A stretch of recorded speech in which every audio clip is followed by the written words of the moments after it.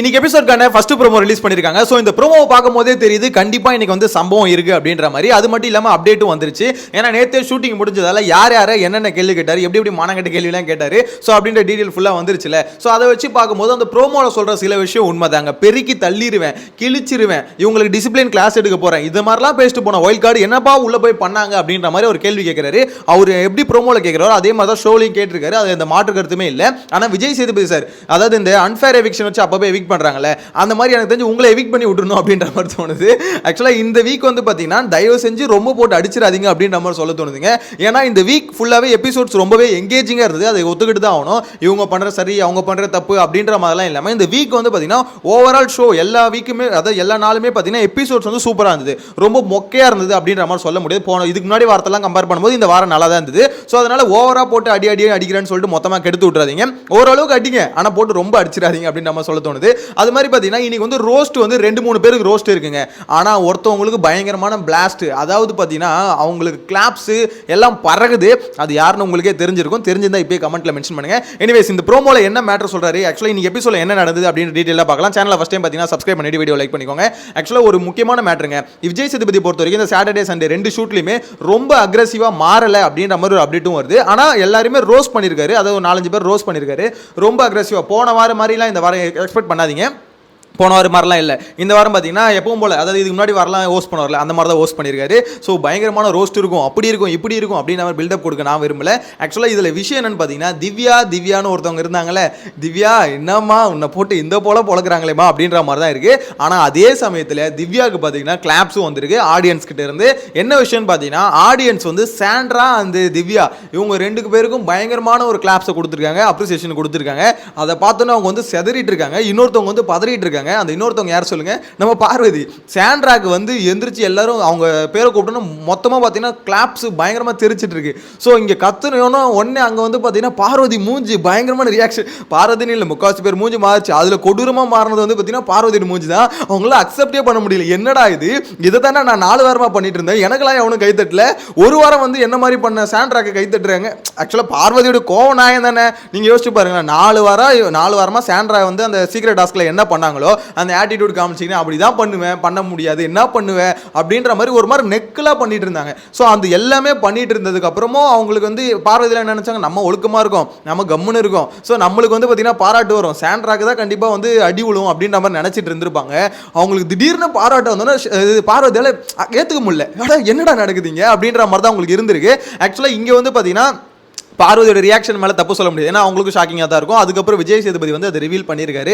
So reveal பண்ணது மட்டும் இல்லாமல் அதுக்கப்புறம் சில விஷயம் நடந்திருக்கு, அதெல்லாம் அடுத்தடுத்த கண்டென்ட்ல வருது. எனிவேஸ் இந்த மேட்டர் வந்து அப்ளாஸ் வந்திருக்கு. அதே மாதிரி திவ்யாவுக்கும் பார்த்தீங்கன்னா நிறைய அப்ரிசியேஷன் வந்து மக்கள்கிட்ட, அதாவது அங்கே இருக்க ஆடியன்ஸ்கிட்ட கொடுத்துருக்காங்க.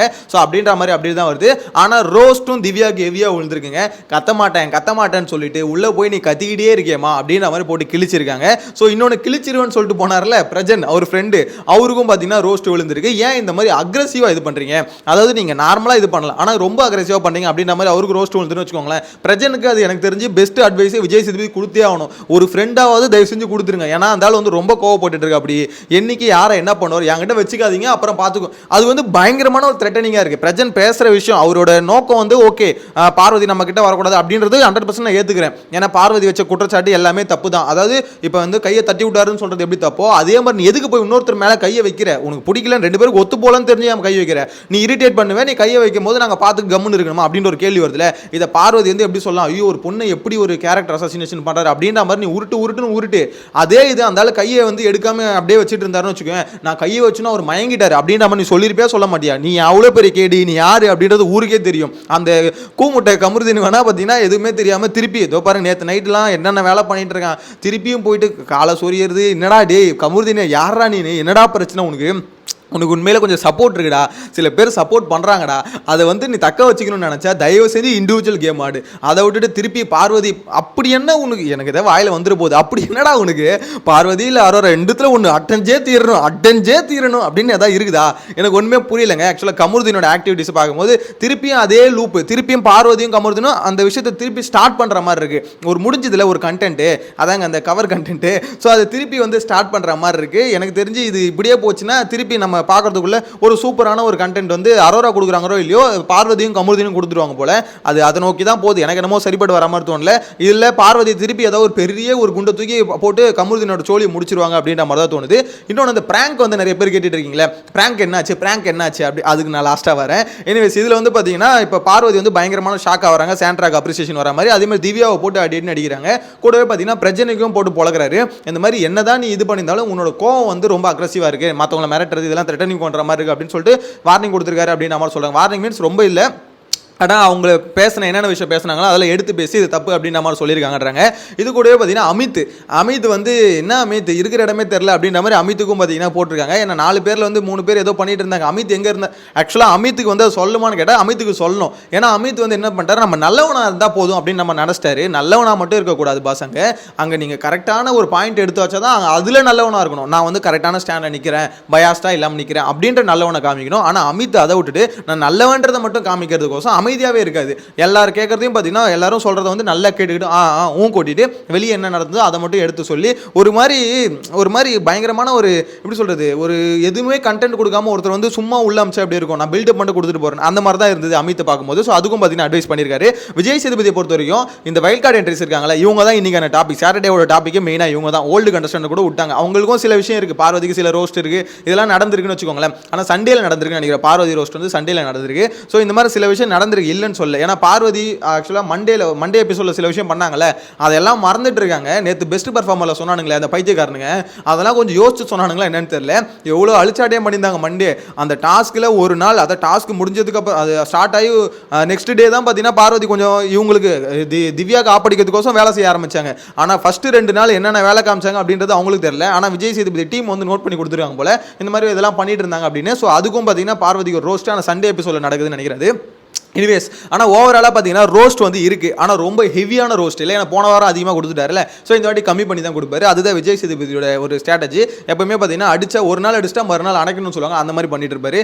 அப்படிலாம் பண்ணாதீங்க. எங்களுக்கு தெரிஞ்சு இந்த நாகார்ஜுனா பண்ணுறாருல அந்த மாதிரி பார்த்தீங்கன்னா எல்லா நாளும் எங்களுக்கு ரோஸ்ட் வேணும். அதாவது யாரெல்லாம் உங்களுக்கு அடிக்கணும்னு தோணுது வந்து அடிங்க, பிரச்சனை இல்லை அப்படின்ற மாதிரி தான் இருக்குது. ஆனால் என்ன நீங்கள் அடிக்கிறது வந்து பார்த்தீங்கன்னா ஒரு குறிப்பிட்ட பர்சன்ஸ் அடிக்கிறேன்னா அதுக்கப்புறம் அந்த எபிசோட்லேயே நீங்கள் கொஞ்சம் என்கரேஜ் பண்ணி விட்டுருங்க.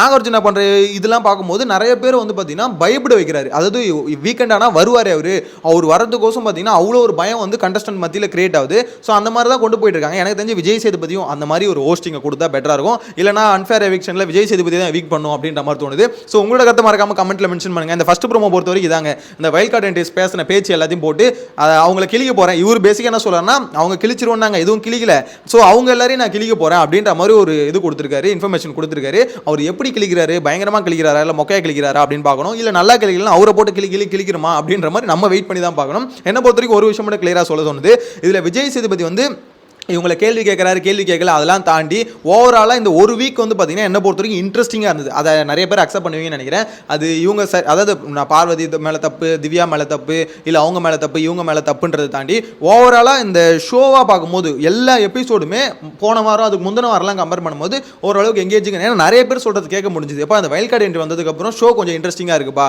அது யாரால வேணா இருக்கட்டும் அந்த ஷோ கொஞ்சம் இன்ட்ரெஸ்டிங்காக இருக்குப்பா அப்படின்ற மாதிரி தான் மாறி இருக்கு. உள்ள இருக்க கண்டஸ்டன்ட் மைண்ட் செட்டும் மாறி இருக்கு. அந்த டீம் அதாவது ஏற்கனவே இந்த டீம் வந்து சேதறி புதுசா டீம் ஃபார்ம் ஆயிருக்கு. ஸோ பார்க்கும்போது கொஞ்சம் புதுசாக இருக்கு. மேபி நெக்ஸ்ட் வீக் நம்ம போர் அடிக்கலாம், ஆனால் இந்த வீக் எனக்கு பொறுத்த வரைக்கும் போர் அடிக்கல அப்படின்ற மாதிரி தோணுது. ஸோ உங்களோட கருத்தை கமெண்ட்ல மென்ஷன் பண்ணுங்க. நெக்ஸ்ட் வீடியோல மீட் பண்ணலாம். Bye by.